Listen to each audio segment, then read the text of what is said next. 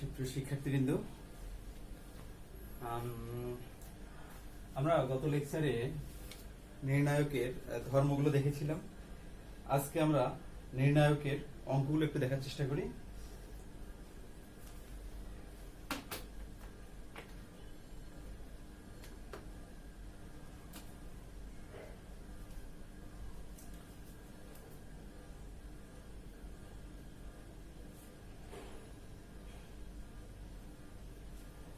Exercise 1.2 আমরা 1.1 এর আগে আমরা শেষ করে দিয়েছি। এখন আমরা 1.2 এর অঙ্কগুলো দেখানোর চেষ্টা করব একটু। তো এইখানে এই অধ্যায়ের প্রথম আলোচনাতে প্রথমে আমি অনুরাশি বিষয়টা একটু দেখানোর চেষ্টা করি।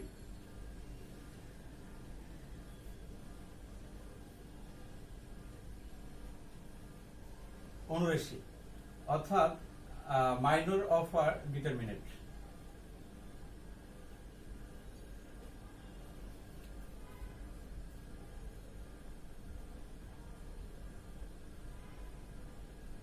মাইনর অফ আর ডিটারমিনেন্ট মানে অনুরাশি কি জিনিস? অনুরাশি হচ্ছে একটা 3/3 অর্ডার ম্যাট্রিক্স। যদি আমি ধরি এই 3/3 অর্ডারের ম্যাট্রিক্সটার যে কোনো একটা সারি এবং কলামের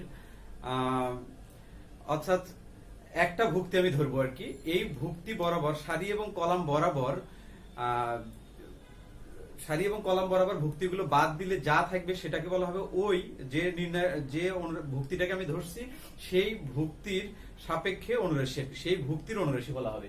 যেমন আমি যদি আসলে কথায় না বলে বোর্ডে দেখি, তাহলে এই ধরনের এই একটা নির্ণায়ক ধরলাম আমি, এই ধরনের 5 6 3 1 2 4 1 5 6 এই ধরনের, এটা একটা নির্ণায়ক আমাদের।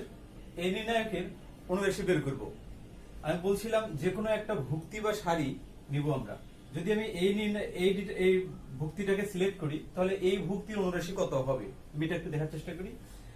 তো যেটাকে আমি নিচ্ছি এই বরাবর সারি এবং কলাম বাদ দিলে যা থাকবে, অর্থাৎ আমি এখানে 5 লিখতে পারবো। 5 লেখার পরে এখানে থাকে কত 2 4 এবং 5 6।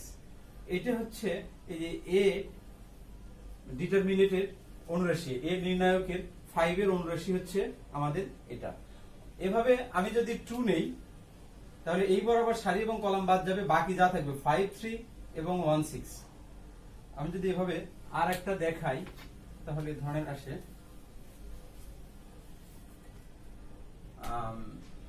x y z p q r m n ও আছে। তো এটার বি একটা নির্ণায়ক ধরলাম। এই নির্ণায়কটার আমি অনুরাশি বের করব। কার অনুরাশি বের করব? যদি কিউ এর অনুরাশি বের করতে চাই, তাহলে কি ধরনের হবে কিউ এর অনুরাশি? তাহলে এই বরাবর কিউ বরাবর সারি এবং কলাম বাদ। এখন আমাদের দেখতে হবে এই কিউটা i প্লাস জে -1 এর উপরে i প্লাস জে, আসলে এটার স্থান কত আসে -1। আই এর মান কত? আই মান হচ্ছে সারি, আমরা আগে বলেছিলাম।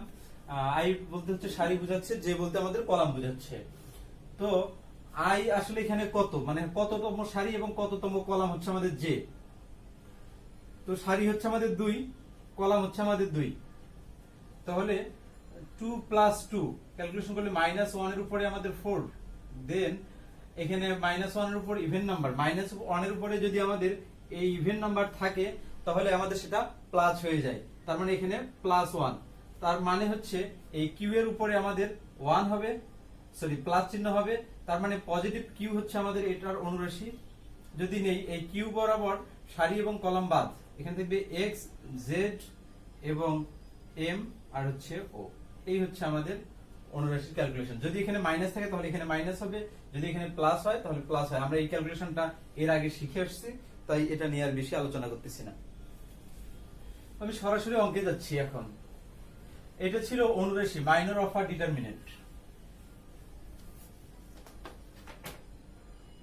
যদি আমি 1 নম্বর অঙ্কে যাই, আসলে আমি আগে বলছিলাম যে কোনো অধ্যায়ের বা সূচনা লগ্নে যে অঙ্কগুলো থাকে, এগুলো আসলে শয়তানি করার উদ্দেশ্যে দেয়া হয় আমাদের বইগুলোতে।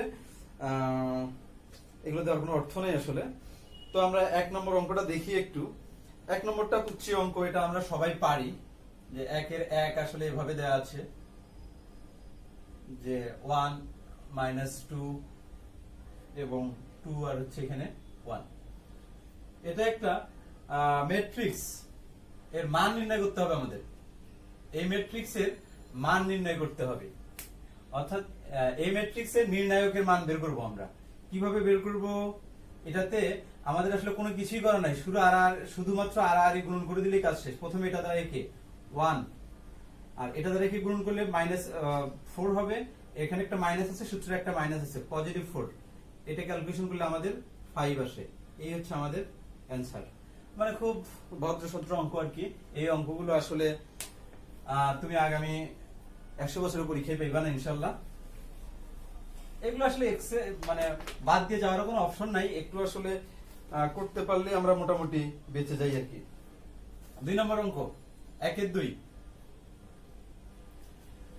এখানে বলানো হচ্ছে 11 11 -2 3 10 1 2 3 10 1 2 10 1 2 এবং 9 2 1 9 2 1 বলানো আছে যে এই যে নির্ণায়কটা, এই নির্ণায়কটার মান নির্ণয় করব আমরা। এখন যদি মান নির্ণয় করতে চাই তাহলে আমরা আসলে কিভাবে করব? এর আগে আমি বলে আসছিলাম, এগুলো বিষয়ে আসলে আলোচনা করে আসছি, তারপরে একবার দেখাই দিচ্ছি, জাস্ট একটা অঙ্ক শুধু দেখাই দিব, আর কিছু না। প্রথমে আমাদের দেখতে হবে আসলে কোথায় সবচেয়ে বেশি শূন্য আছে। যেখানে সবচেয়ে বেশি শূন্য আছে, যদি আমার এখানে শূন্য থাকতো তাহলে আমি এই বরাবর বা এই বরাবর আমি নিতে পারতাম। অর্থাৎ যেখানে শূন্য আছে সেখানে একটু সুবিধা। শূন্য জিনিসটা দেখলেই কেমন জানি ঈদের দিন মনে হয়। অর্থাৎ এখানে শূন্য নাই, তার মানে এখানে আসলে মুখ গোমরা করে থাকার মতো অবস্থা। সেজন্য আমরা দেখতে হবে যেখানে আমাদের শূন্য আছে সেই ক্যালকুলেশনটা ধরে আমরা ক্যালকুলেশন করার চেষ্টা করবো। এখানে যেহেতু শূন্য নাই আসলে বিপদ, এই জন্য সবগুলোই করতে হবে। তারপর আমরা দেখি যেটাতে তুমি যেদিকে করো, যদি এটা ধরে করো তারপরে একই যে উত্তর আসবে, এবং প্রথম সারি ধরে করো একই উত্তর আসবে, দ্বিতীয় কলাম ধরে ধরো ওই একই অ্যান্সার আসবে সর্বদা। আমি দুইটাই দেখাবো। প্রথমে আমি প্রথম সারি ধরে নিচ্ছি, তাহলে এখানে কত 11 11 যদি লিখি -1 এর উপরে i + j, এখানে কততম সারি কততম কলাম? 1 নম্বর সারি 1 নম্বর কলাম। তার মানে হচ্ছে -1 এর উপরে আমাদের ইভেন নাম্বার। -1 এর উপরে যদি আমাদের ইভেন নাম্বার হয় তাহলে এটা আমাদের কি হবে? পজিটিভ হবে। তার মানে এখানে 11, আমি বলছিলাম এই ধরনের একটা গ্যাপ দিব। তারপর এখানে আছে -2, এটা আমাদের দেখতে হবে কত নম্বর সারি কত নম্বর কলাম। এটা হচ্ছে 1 নম্বর সারি 2 নম্বর কলাম। -1 এর উপর, তার মানে হচ্ছে অড নাম্বার। অড নাম্বার হলে এটা আমাদের নেগেটিভ হবে। ওই নেগেটিভ আর এই নেগেটিভ, +2 হবে। +2, এখানে একটা স্পেস দিব।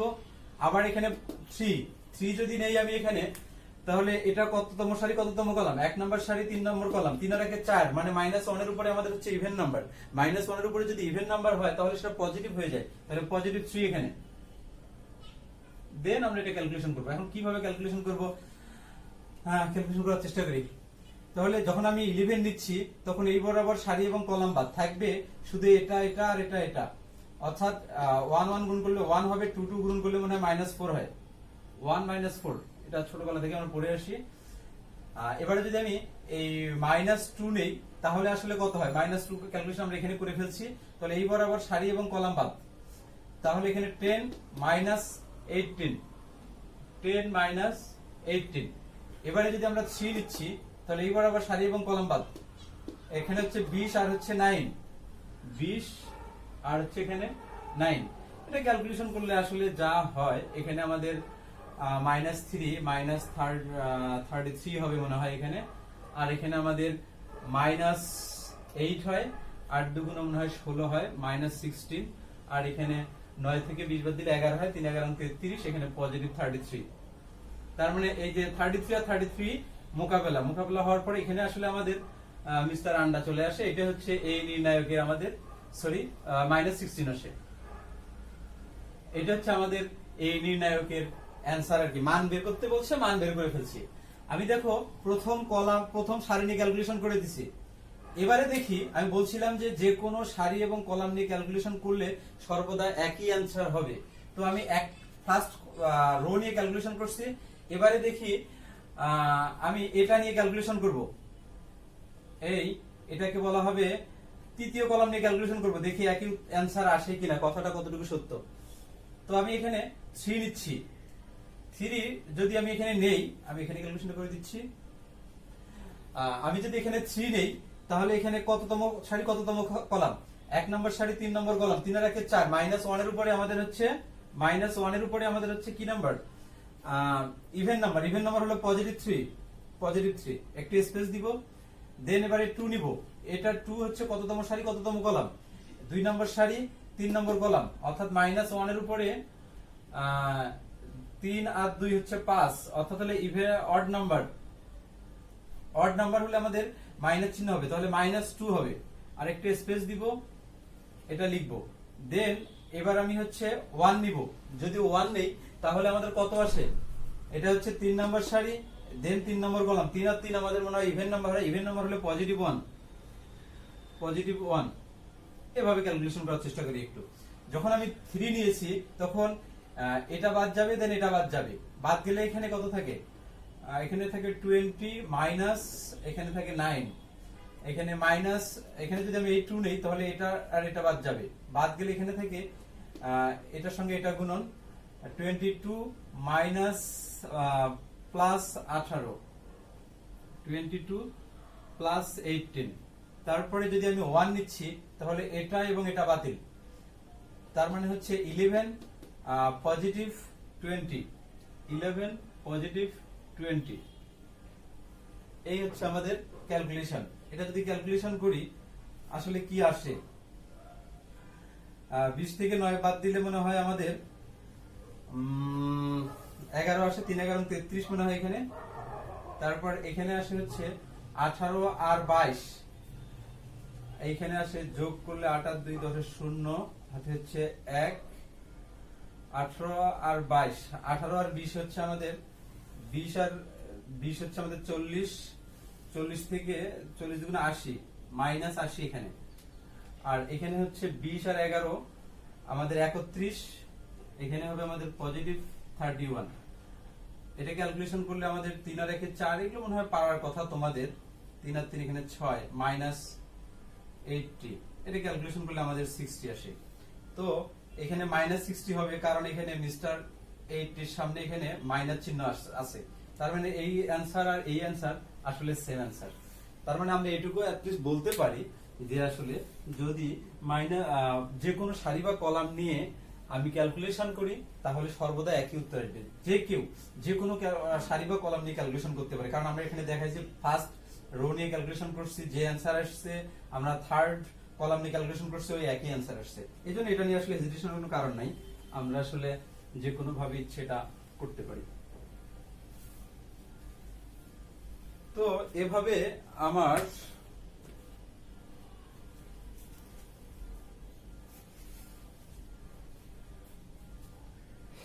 এবারে আমরা একটু দেখার চেষ্টা করি, মান নির্ণয়ের অঙ্ক করব, তবে একটু ব্যতিক্রম। 2-1 1a b,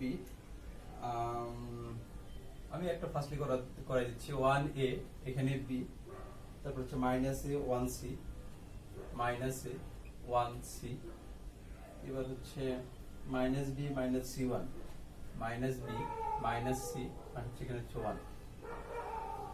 এটা ছিল আমাদের একটা নির্ণায়ক। এই নির্ণায়কের আমরা মান নির্ণয় করব ওই আগের মতো সেম ক্যাটাগরিতে, কোনো পার্থক্য নাই এগুলোতে। আসলে যেভাবে ইচ্ছা আমরা আসলে করতে পারি। যদি আমি 1 এর অনুরাশি নেই, তাহলে আসলে কত হয়? এবার যদি আমি -a এর অনুরাশি নেই, -a কিভাবে হয় এটা আমরা শিখে আসছি। এবারে আমি পজিটিভ b এর অনুরাশি নিচ্ছি, ক্যালকুলেশন করলে আসলে কত হয়? 1 এর অনুরাশি নিলে আসলে এই বরাবর সারি এবং কলাম বাদ গেলে আসলে এখানে থেকে 1 positive c square, 1 positive c square. Then যদি আমি এই 1 এর যদি ক্যালকুলেশন নেই, এটার ক্ষেত্রে ক্যালকুলেশন নেই, তাহলে এটা বাদ যাবে, এটা বাদ যাবে, -a, আর এখানে positive bc, -a positive bc। তারপরে যদি আমি b নেই যদি এখানে, তাহলে AC positive B, AC positive আমাদের বি আসে। এটা ক্যালকুলেশন করলে যা হয় আর কি, আমাদের 1 প্লাস সি স্কোয়ার 1 দ্বারা গুণ করলে যা আছে তাই। এখানে আমাদের আসবে মাইনাস মাইনাস প্লাস স্কোয়ার, আর এখানে আসবে হচ্ছে মাইনাস এবিসি, এখানে আসবে হচ্ছে আমাদের পজিটিভ এবিসি, আর এখানে আসবে পজিটিভ বি স্কোয়ার।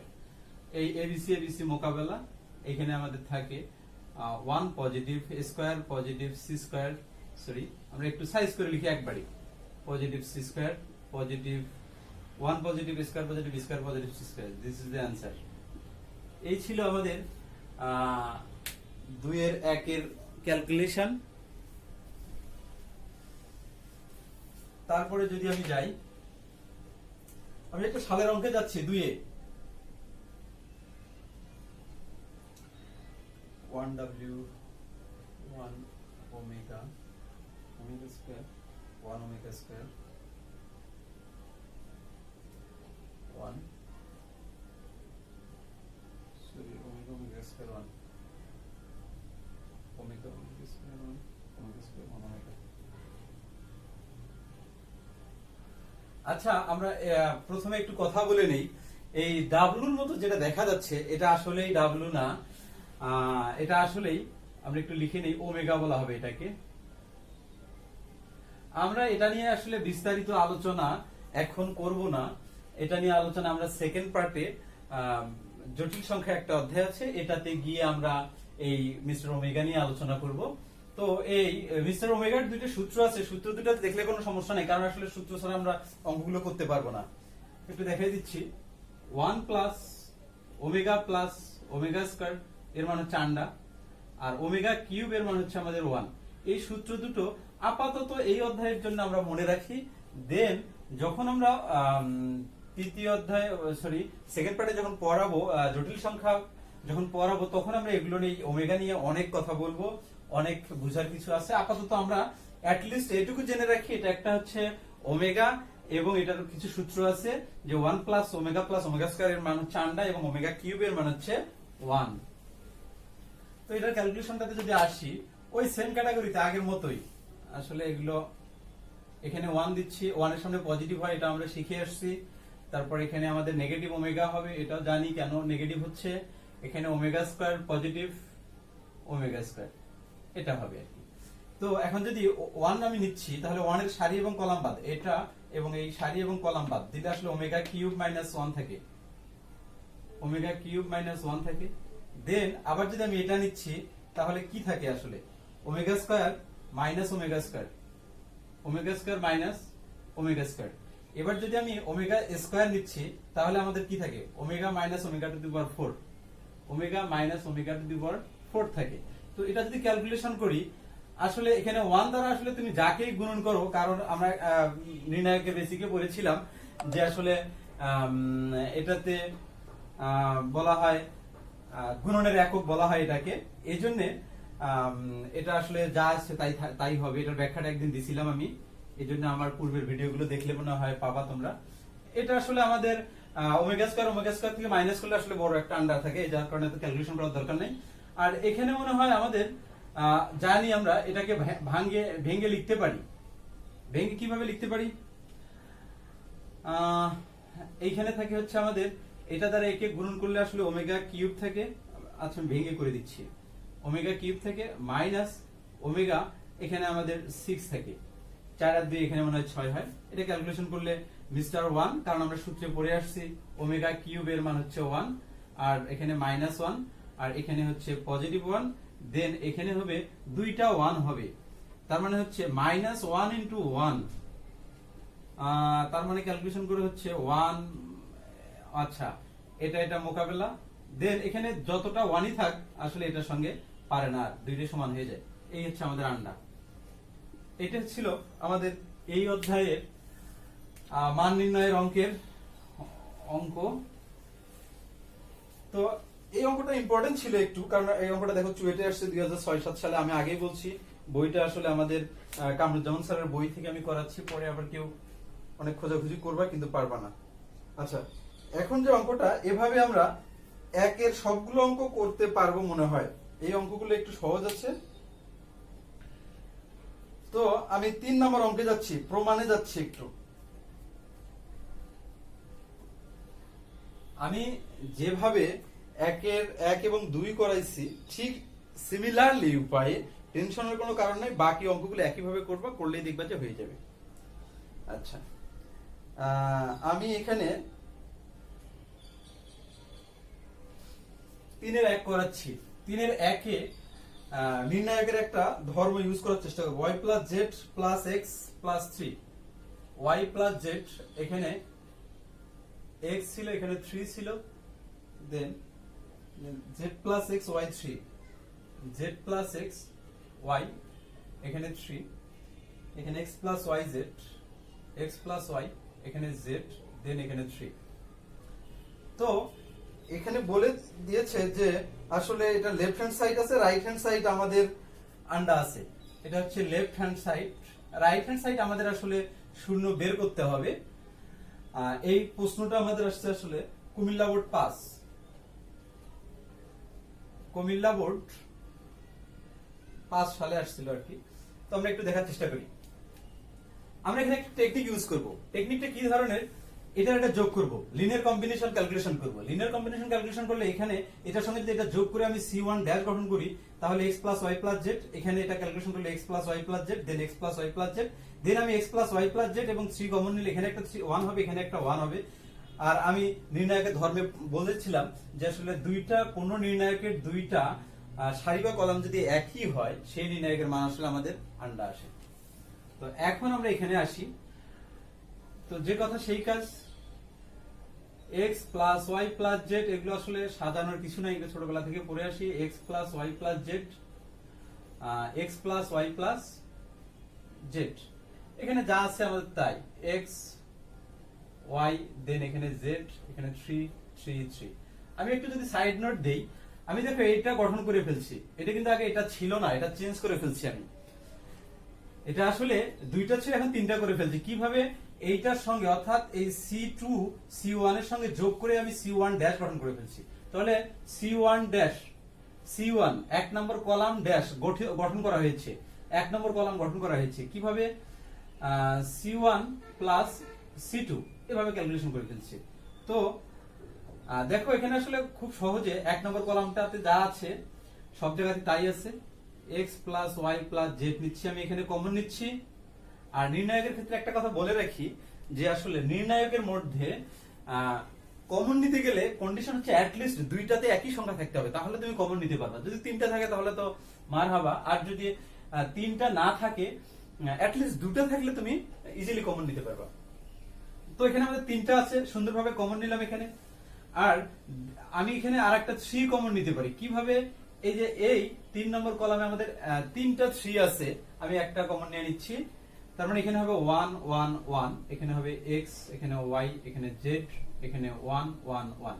তার মানে ইভেন্চুয়ালি আমরা আসলে যেটা পাইলাম সেটা হচ্ছে এই 2টা কলাম আসলে একই। আর নির্ণায়কের ধর্মগুলোতে বলেছিলাম যে আসলে 2টা কলাম একই হলে ওই নির্ণায়কের মান আন্ডা হয়। এই আন্ডা দ্বারা যদি তুমি এই যত ছোট সংখ্যা হোক বড় সংখ্যা হোক গুণন করো, আসলে বিশাল একটা আন্ডা হয়। এই ছিল আমাদের right hand side, sorry answer হবে না, রাইট হ্যান্ড সাইড হবে। তো এভাবে আমরা আসলে নির্ণায়কের, তার মানে আমি এখানে একটা ধর্ম ইউজ করে ফেলছি, 2টা ধর্ম ইউজ করছি। 1 নম্বর ধর্ম ইউজ করছি কিভাবে? লিনিয়ার কম্বিনেশন করে ফেলছি এটাকে, এটার নাম হচ্ছে লিনিয়ার কম্বিনেশন।